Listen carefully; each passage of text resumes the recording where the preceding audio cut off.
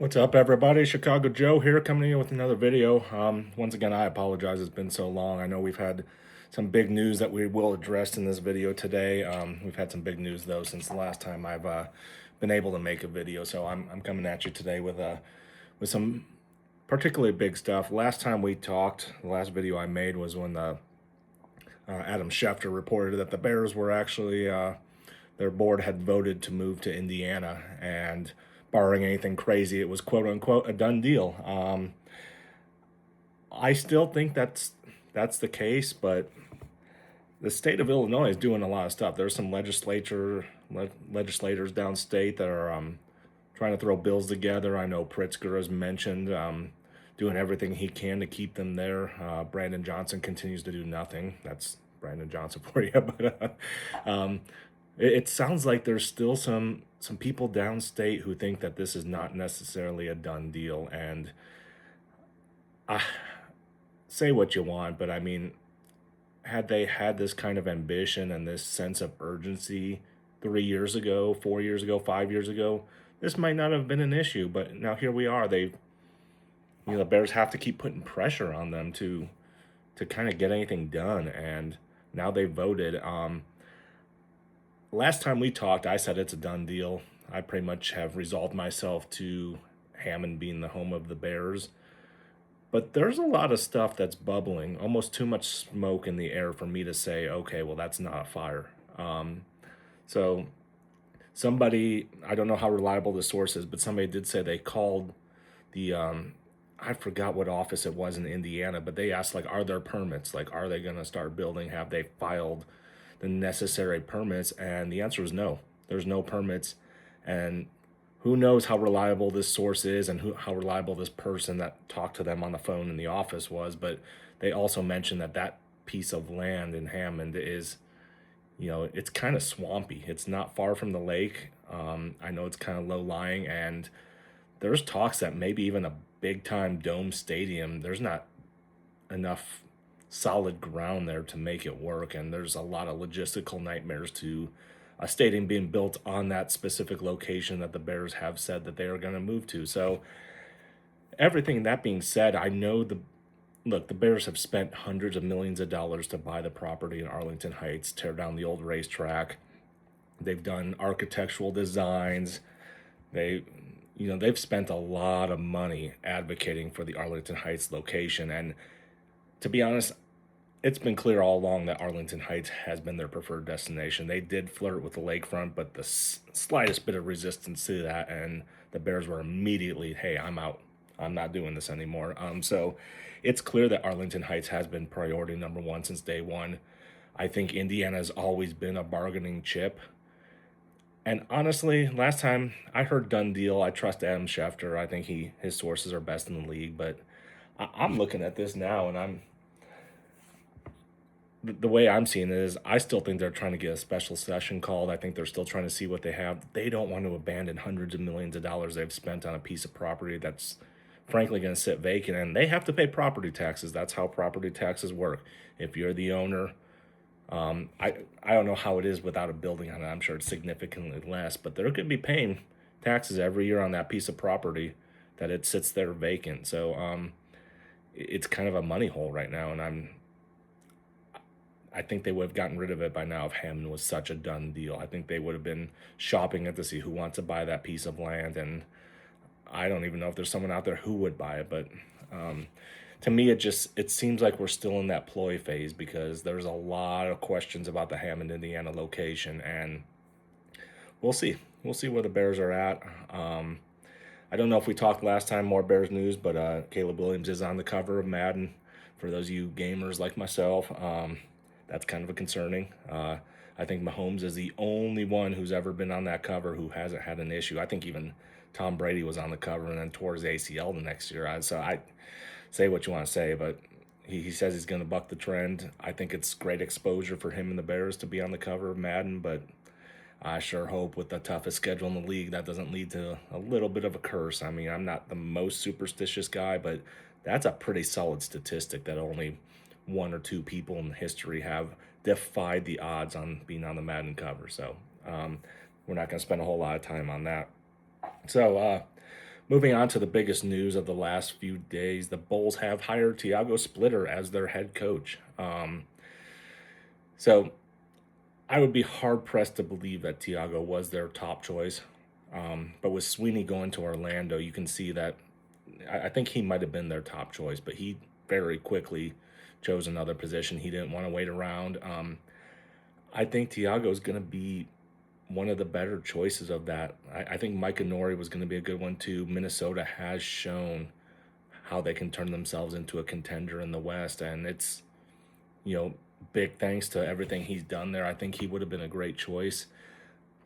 But I think Tiago, he's not really battle tested, but of course, when you're looking at a head coach and you're pulling from assistant ranks around the league, I mean, you're not really going to get a coach with a lot of pedigree. But Splitter does have almost a full season. I think it was no, it was actually a full season under his belt because he came from Portland, and anyone who follows basketball knows that Chauncey Billups was involved in that huge gambling issue, legal issue, and he was relieved of his duties, and Splitter was his assistant. And so he took over and led them to, I think it was a 42-40 record, something very impressive given the roster construction, given the controversy, given losing your coach, given everything. He still led his team, and I think they even made the playoffs. He also, he played 5 years under Greg Popovich as a Spur. Um, to me, that's as great of a resume builder as anything. When you've seen how the sausage is made in San Antonio under Greg Popovich, who's one of the greatest coaches of all time, like that to me, he knows that system. He knows what works, and that system still works because they were just in the NBA Finals. Given that they have Wembanyama, and that makes it easy, but still that whole pedigree, it's kind of like the Kyle Shanahan or the Sean McVay of football. You want somebody from that tree, and Splitter is considered to be from that tree. So he has that.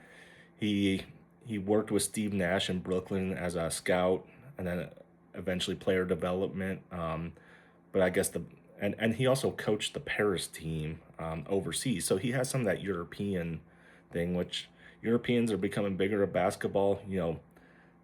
Those French are not playing around. I mean, they were in the finals of the Olympics last time, going up against some of our best, and they pushed us to the limit. And honestly, I think the French national team, might even have their best shot to beat us next Summer Olympics in Los Angeles. It's going to be tough for the USA to defend their home turf in Los Angeles against that French basketball team. So coaching in Paris for him, I think that's a great look into how they're doing it overseas. There's a lot more prospects coming from those type of leagues that you're gonna want to have that type of a coach in there who knows how to coach those type of people. You've got Matas Buzelis who came from overseas, and so I think there's a lot of benefit to that. But I think the meat of it is that Tiago was the coach of Portland last year, and that roster was not constructed very well. But here's some things I found out about Splitter as I was going through kind of his background. When he coached for Paris as an assistant coach, albeit, but when he coached with them, for them, I think he even was the head coach for Paris for a while. But even so, Paris played with an absolutely blistering pace. And we've talked about this before. I did a whole thing on the Bulls and how they could not play with pace and they could not shoot 3-pointers, and that's all it is. You look at the Spurs, you look at OKC. We're going to have to minus the Knicks out of that. They might have just won the title, but they don't play that way. But pace and 3-pointers and volume of 3-pointers specifically are it's where the NBA is right now.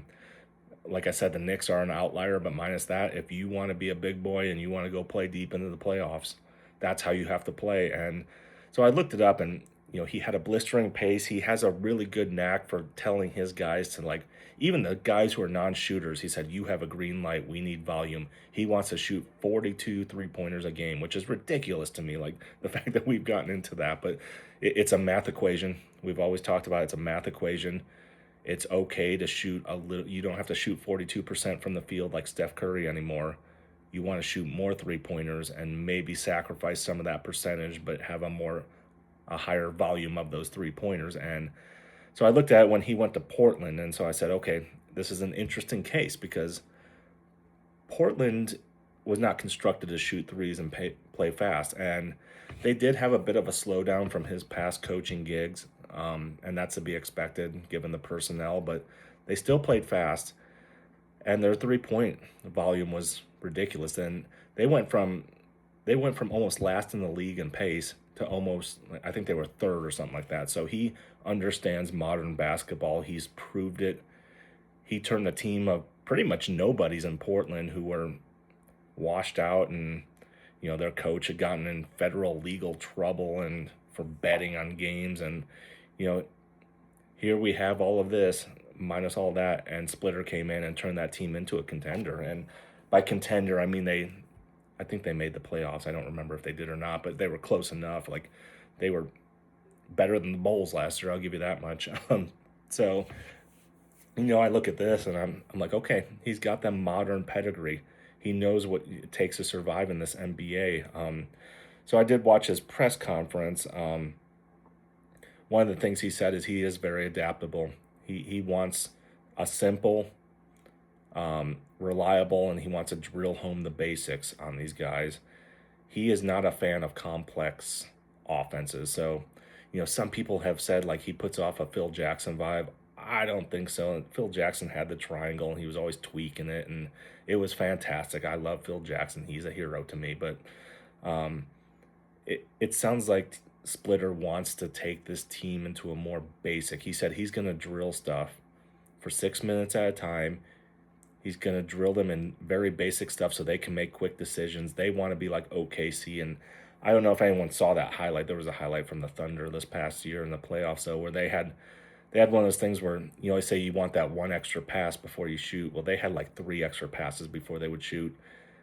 And like those guys even passed up decent shots to get the perfect shot. And I can see that kind of being the pedigree of this Bulls team. This Bulls team also is going to get better at shooting. I know he's going to drill home shooting, but the other thing he said is take your shot. If you're open for 3, I don't care if you're a 3-point shooter. We need volume. Take that 3. And that's going to cause guys to get hot. And I'm looking at this team. This team does have some good shooters. Sexton, Simons. I don't know if Dillingham's going to be part of the team. They're going to bring in someone like Caleb Wilson, but I've heard Wagler in the draft, but they're going to have to go up from 15 to get him, that kid from Illinois. But I'm looking at a team that, like, the big wild card to me is Patrick Williams. I know some people are going to say, why are we even talking about Patrick Williams? He shouldn't even be on the team. I think people have a good point with that, but he's that type of guy where if he goes out there and he knows he has the freedom to shoot, there's no rules. This is a simplified game. If you're open, you're shooting because we want volume of 3-point shots. That could be a guy that kind of, finds a little bit of a rhythm and learns how to shoot threes and kind of finds a little bit of a groove in this kind of system. And this system is going to be simple. It's not going to be complex plays. It's going to be like, I've heard Iverson cuts and some ghost screens and like basic pick and roll. Like, this is going to be a simplified offense, but spacing and pace and volume of 3-point shots is going to be the prime thing. But he wants them to make quick decisions, and he doesn't want them to be bogged down by, oh, what does my system call for now? He wants them to know as soon as they get the ball what that system is going to do, and it's going to be simplified so they can make those decisions fast and play quick. And he says they're going to be tough. They're going to grind it out every night. And so I look at this as a good thing. Time will only tell how good he is as a coach, and it's all about personnel too. Like, this Bulls team has some pieces in place, but they're not really built to be a contender yet. But they do have that 4 pick. I don't think Darren Peterson or Debonsa, I mean, they're not going to get either. Well, they could get Peterson. They're not going to get AJ, but a Caleb Wilson or Cam Boozer. I don't think Cam Boozer kind of fits the role of this team. They want someone who can play fast. I don't know how fast he is. He's more of a clunky, down low type guy. I could see a Caleb Wilson fitting in the system. He wants to play fast. He's going to be that type of guy. A little bit smaller side, but he can run that court and play with that pace. So I think they can put some pieces in place, and I think this is going to end up being a good thing. I like Splitter. I think he's got the right mindset. He's going to adapt the system to this team. I just hope the right personnel are in place, and I hope they don't botch the draft because you're going to need some of those pieces to be a part of everything. So it remains to be seen how good he's going to be, but I I think this was a good hire. Um, I don't know much about the other candidates to know if they were going to be any better, but I mean, not to sound like Chris Collinsworth, but here's a guy who has coaching experience. He coached all last year. And, when I did a little bit, I also did a little bit of research. I was like, well, if he was so great, if he was so awesome, why did Portland let him walk? You had yourself a coach. Clearly, he knew how to coach your team. If he put some players in place, it would be right. But from what I'm hearing is that they offered him like a very low ball, like they basically offered him money saying you were an interim coach and that's the money you're going to get. And Bulls came in and said, well, no, you're a head coach. Here's your money. Come coach for us.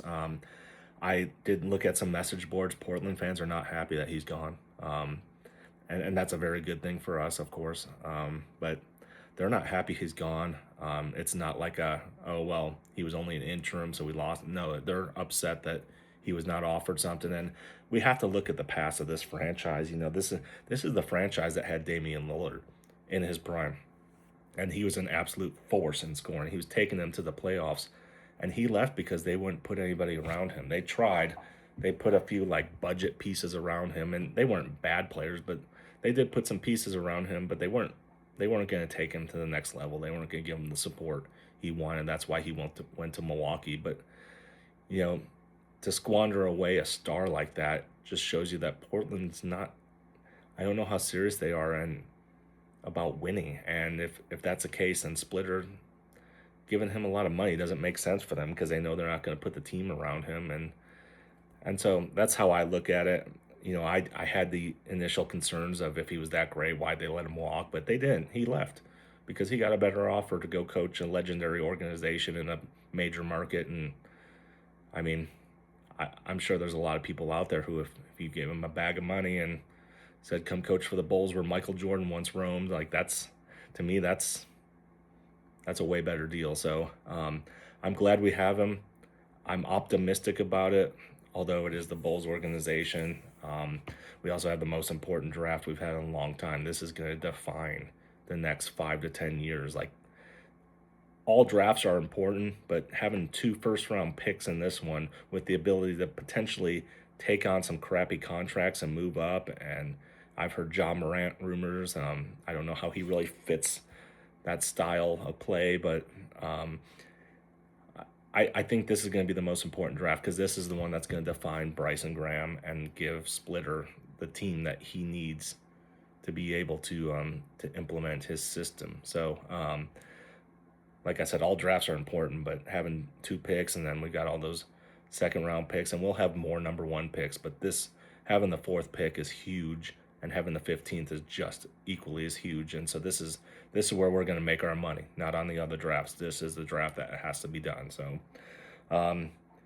we'll continue keeping up on the Bulls and more news, but for now it should be kind of quiet. We've got our front office in place, we've got our coach in place, and now we just wait for the draft, which we'll do some analysis on the picks and any moves that are made.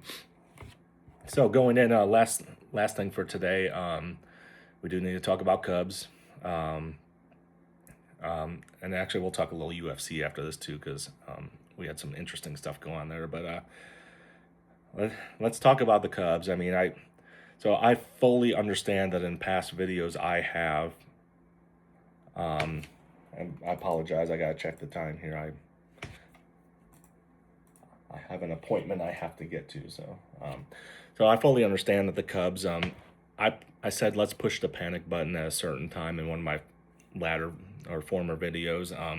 I said it's just a slump right now, but if we get to June, I think I said it's going to be a problem if they don't start kicking into gear.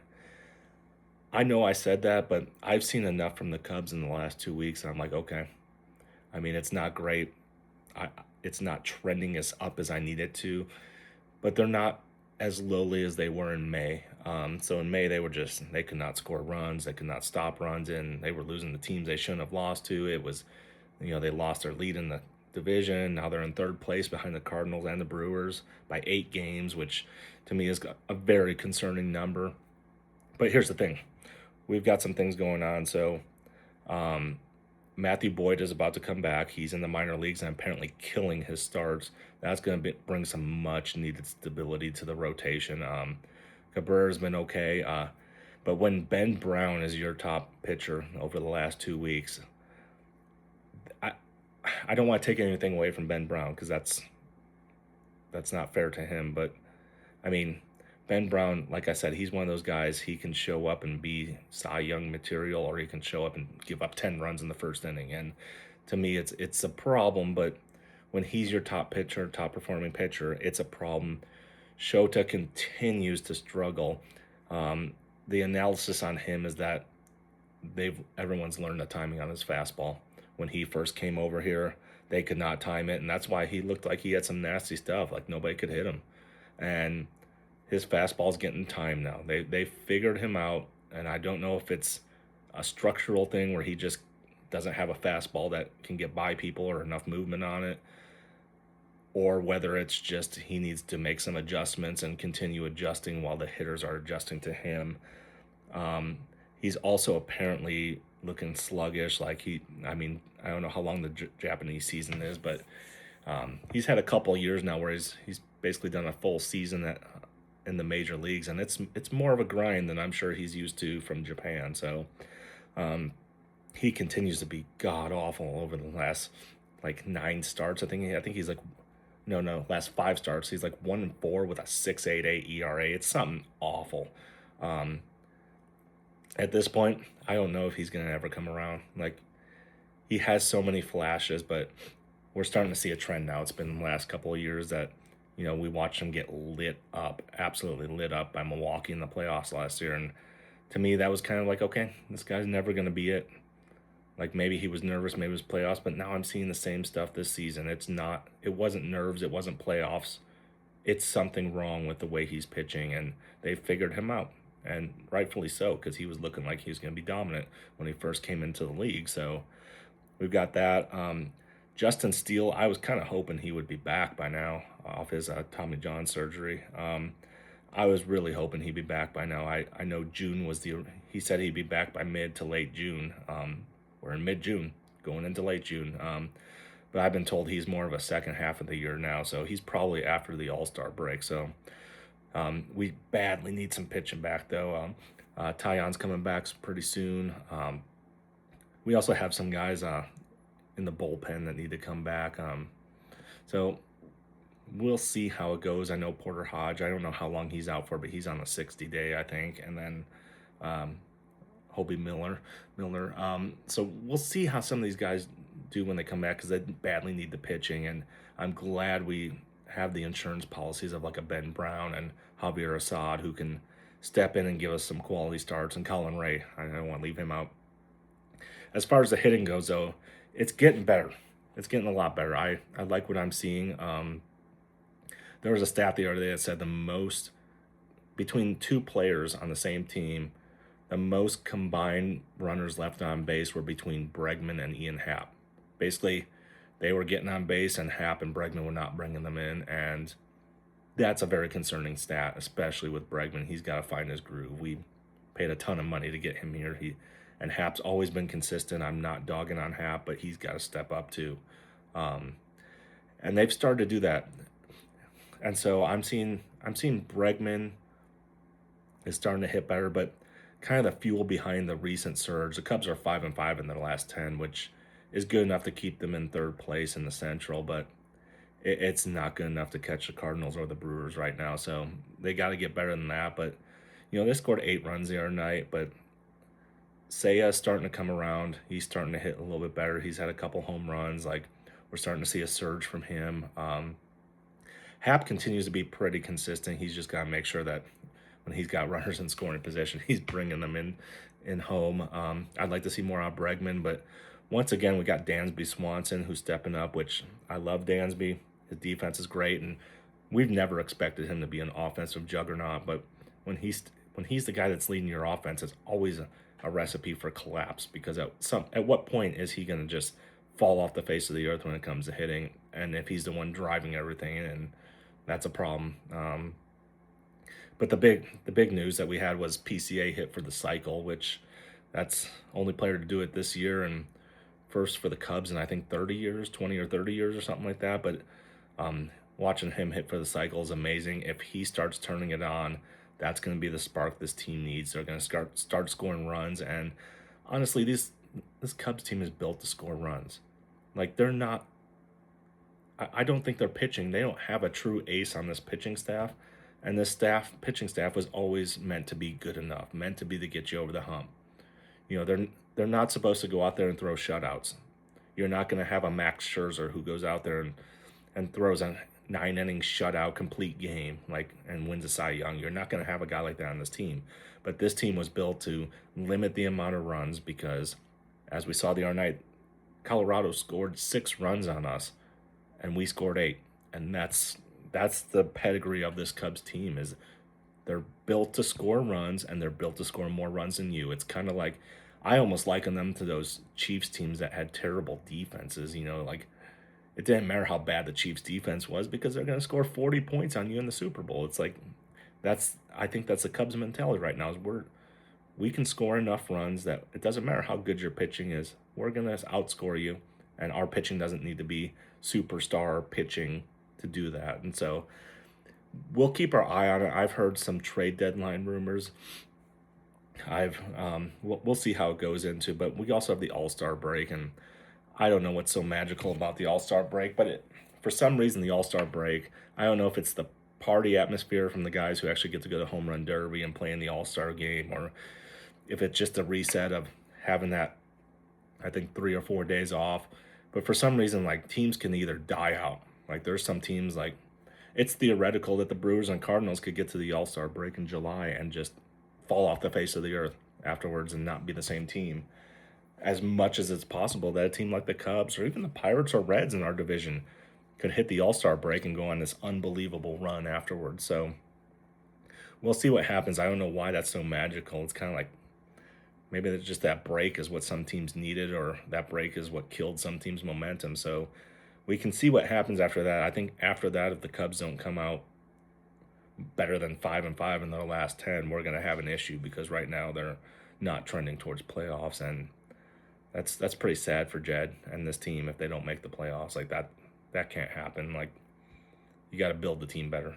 It's built to score runs. It's the pitching that's been the problem. So we will see how that goes, and we'll keep our eye on it, and we'll bring more news to you as the Cubs continue to drive through this little slump, and it looks like they're showing signs of breaking out of it. So I'm no longer hitting the panic button. I'm going to give them until the All-Star break to see if this little boost in run scoring that they have is going to, because here's the thing I saw is Jed Hoyer said it's basically an anomaly. Eventually they have to break out of this slump, because they can't be so bad at driving in runners in scoring position. They can't be that bad for that long. That trend has to break at some point. It would be historically bad if they didn't. So if they start scoring runs, this could shift really quickly. Who knows, they could go on a 10-game win streak, and suddenly they could have, if not more than have, those 8 games they need to catch the Brewers. So we'll see. We'll keep you updated on Justin Steele, his return, and everything like that. As promised, last thing, UFC Freedom 250 was this past weekend, this past Sunday. I thought the event was great. It was a great event, very well done. I know a lot of Chicago fans are going to have their opinions of Trump, and I'm not getting political here. I'm not getting political at all here, but I thought it was pretty cool to see a UFC fight on the White House lawn. They had a live band playing music, entrance music for all the fighters. They were all walking through the Oval Office, out onto the stage. They pulled it off. It was a great event. But let's talk about what we're really here for, not the event, not who was there, not who was putting it on, not who's in the White House. We're talking about who was fighting. It was the first ever UFC card where every single fight ended in a knockout, or a technical knockout. Some surprises. Sean O'Malley, as usual, he got himself a knockout, and his was pretty cool because as soon as he knocked the dude out, he saluted, which I thought was pretty amazing. He he knocked the dude out and immediately saluted, and the ref called it off. I thought that was pretty cool. Uh, what else? What other fights that we have that were interesting? Diego was it Diego Lopez, a guy who Volkanovski beat twice for the title in featherweight. He got himself a much expected win in his fight. Um, Kind of the one that disappointed me was the Hokit Derek Lewis fight. Look, I love Derek Lewis. He is the knockout king of UFC. His punches, I'm still sure if he landed one of those punches on anybody in the UFC, they would crumble like a fold like a lawn chair. He has that much power, but man, apparently I saw an article the other day that Derek Lewis didn't even watch film of Hokit and how he fights. It's clear Derek Lewis doesn't train anymore because he gasses out after the first round of every fight. And he gets to the point where he's so tired that he just starts throwing overhands, and they're so telegraphed, they're so slow. I mean, if they hit, yeah, he wins, but it's sad to watch him continue to throw himself out there. And I don't even know if he was planning on fighting. I know Trump had mentioned to Dana White that why isn't Derek Lewis fighting on this card? And so I'm sure he said yes to the fight, but you're fighting on the White House card. I mean, and once again, I'm not making any political statements about who's in office, but you're at the White House. That is a respected building. That's a respected building that has years of history, years of presidents making decisions, forming the foundation of this country. And you didn't watch film on your opponent and you looked like you were gassed out after one round. Like, I don't think he trains anymore. I don't think he watches film. I think he just wakes up, puts on some gloves, and says, I'm going to go knock somebody out. And honestly, if he's lost his edge, he needs to retire. Derek Lewis needs to be done. So, uh, rightfully so, he got knocked out. He almost got armbarred at one point, so that was kind of disappointing. Going into who else do we have? I think there's another fight I'm missing, but so the co-main event, we had Alex Pereira was trying his hand at going up two weight classes to try and be a 3 division champion, first one in history. He was going up against Cyril Gahn, who, as we all know, was famous for the eye poke on Tom Aspinall in the heavyweight title bout a few months ago. So, look, I like Alex Pereira. I've always said that one of his biggest issues is he is prone to getting knocked out. We saw Israel Adesanya at middleweight knock him out. We saw Ankalaev at light heavyweight take his title away by winning I think it was a unanimous, it was split, no, it was a split decision, I'm pretty sure, but I mean, he got outboxed by somebody at light heavyweight. Like, he is not, as good as he is and as much of a 2 division champion as Alex Pereira is, I still think, like, okay, he's got some vulnerabilities. If he gets hit, he doesn't have that chin that he needs. And so I said to myself, okay, like, how do you go from middleweight to heavyweight? Like, that's a big jump. And he did it fine with light heavyweight, and he worked on it fine. He knocked out Prohaska twice, and I say what you want, but he's a legend. He's had a great run. He's knocked out some massive people. But Alex Pereira looked like a middleweight fighting at heavyweight against Cyril Gahn, and I'm not taking anything away from Cyril Gahn. That guy, he was bloodying up Tom Aspinall before he poked him in the eye. So, like, that fight could have ended with Cyril Gahn being heavyweight champion. Like, full-on disclosure. I like Tom Aspinall. I wanted him to win, but Cyril Gahn could have easily won that fight if he didn't poke him in the eye. And so I look at that, I'm like, man, he knocked the crap out of Pereira, and Pereira's protesting, saying he got hit in the back of the head, and Herb Dean's doing videos of, like, here's the back of the head, and you're allowed to hit here, and we worry about here. And to me, it's all a bunch of crap. Pereira, he made weight. He weighed in more than Cyril Gahn. I thought that was great, but I don't know if that weight was muscle or if it was just putting on some extra pounds, because he looked like he was taking punches from a heavyweight. And I always say this about 2 division champs. I have the utmost respect for anybody who can win 2 divisions in UFC. Not like I could win any division in UFC. So I mean, but here's the thing: is there's a difference between body frames. So I don't care if you put on 30 pounds of muscle, 40 pounds of muscle, and move up a weight class. your body frame is, you were born into that weight class that you naturally were at after working out. And so, I say Pereira, like maybe he was born to be a light heavyweight. Maybe his frame was big enough to be a light heavyweight. I thought when he got up there, like he showed he was already too big for middleweight. Um, Albeit he got knocked out at middleweight. And so I look at it, I'm like, okay, well, light heavyweight, he did just fine, but I feel like he was a ticking time bomb there too. Like there's some guys like Jamal Hill who he got knocked out by Pereira, but he looks big now.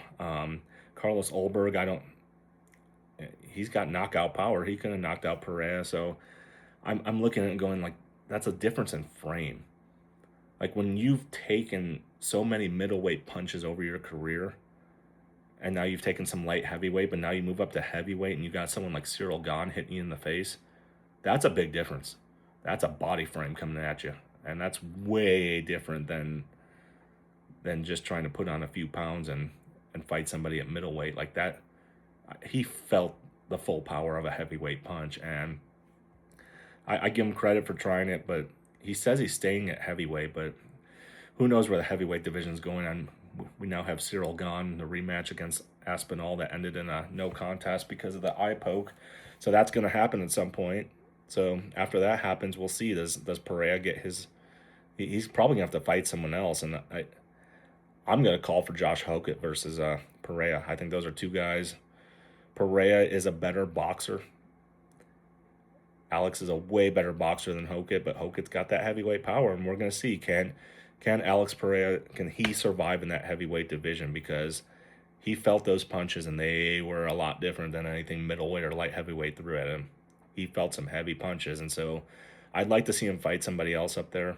But if he loses up there again, he's got to go back down to light heavyweight and try to take that back, because I think that's wide open. Olberg's got some knockout power, but I mean, he was barely hanging on against Prohaska for that title. So we'll we'll see how that plays out. And then we get to the final bout of the night, Ilia Topuria versus Justin Gaethje, and say what you want, but Justin Gaethje with the upset. I My assessment before this fight was that Ilia Topuria has never seen a punch like he is about to see in that fight. I mean, yeah, he fought Volkanovski and knocked him out. He knocked out Charles Oliveira. He knocked out Max Holloway, and Max Holloway is probably the closest one that he's had.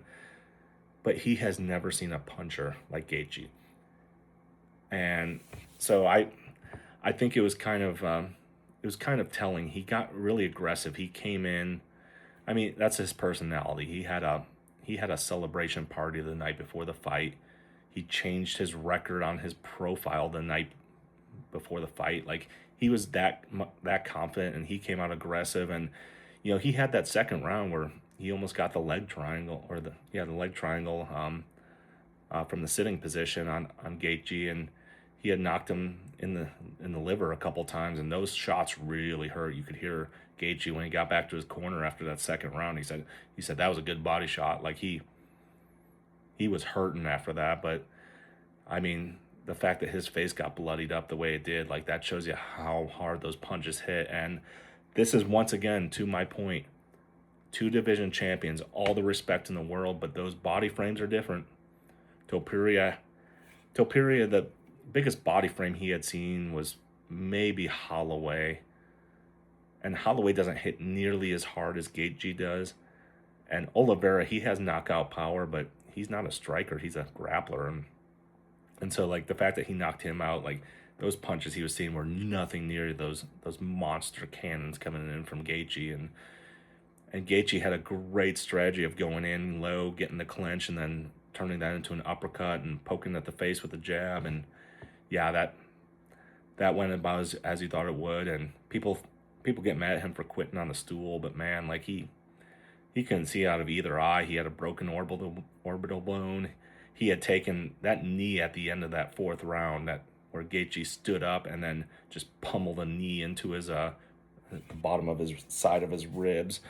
Like, say what you want, but man, I don't blame that guy for quitting on the stool. But the only interesting part of that is Topuria gave Paddy Pimblett a bunch of crap he gave him a bunch of crap for losing to Gaethje, and then here we are, Paddy Pimblett's giving him a bunch of crap for losing to a 38-year-old Gaethje. So Gaethje's champion. I would like to see him retire. If he rematches Topuria, I think he loses.